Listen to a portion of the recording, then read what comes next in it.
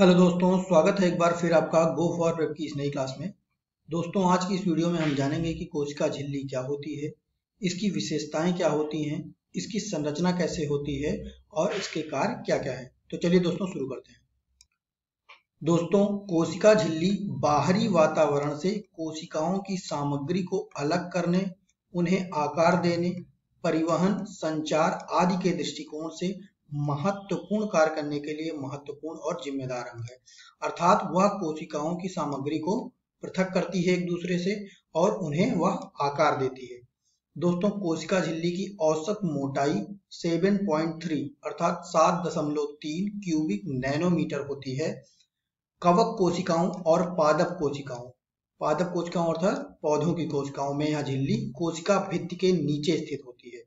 दोस्तों, वर्तमान समय में कोशिका झिल्ली की संरचना का वर्णन करने के लिए सबसे व्यापक रूप से स्वीकृत मॉडल को द्रव मोज़ेक मॉडल के रूप में जाना जाता है। दोस्तों, 1970 के दशक की शुरुआत में इस मॉडल को सिंगर और निकोलसन द्वारा प्रस्तावित किया गया था। सिंगर और निकोलसन दो वैज्ञानिक थे जिन्होंने द्रव मोज़ेक मॉडल को प्रस्तुत किया था। इस मॉडल के अनुसार कोशिका झिल्ली लिपिड, प्रोटीन और कार्बोहाइड्रेट से बनी होती है।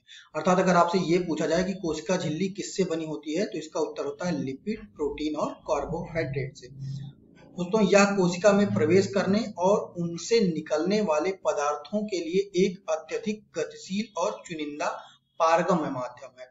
अर्थात अगर कोई भी चीज कोशिका में प्रवेश करती है और या उससे बाहर निकलती है तो इसी कोशिका झिल्ली की सहायता से वो ये काम कर पाती है।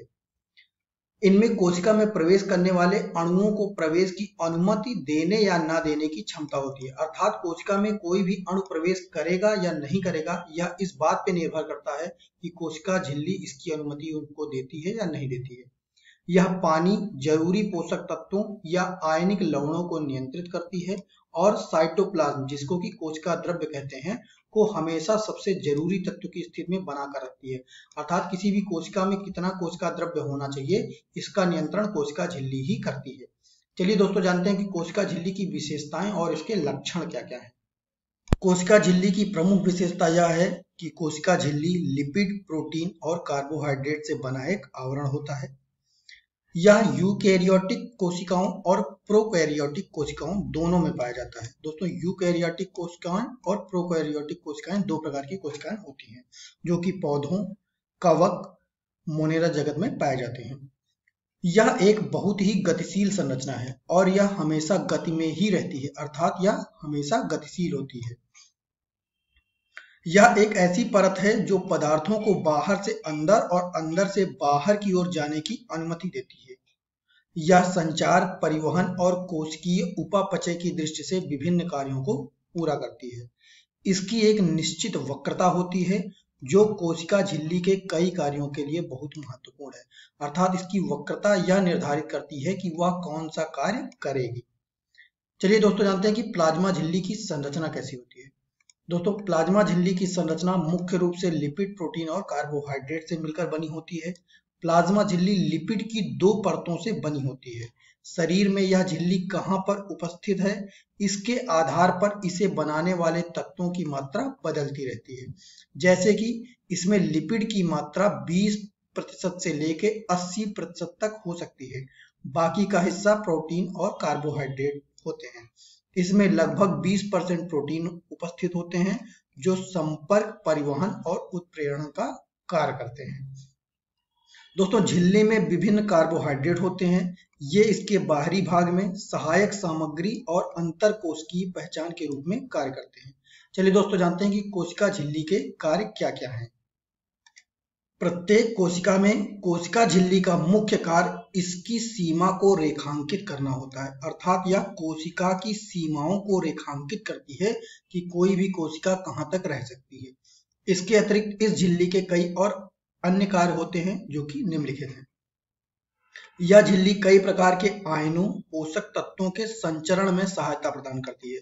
अर्थात इस झिल्ली के माध्यम से आयन और जरूरी पोषक तत्व शरीर के विभिन्न भागों तक संचरण करते हैं।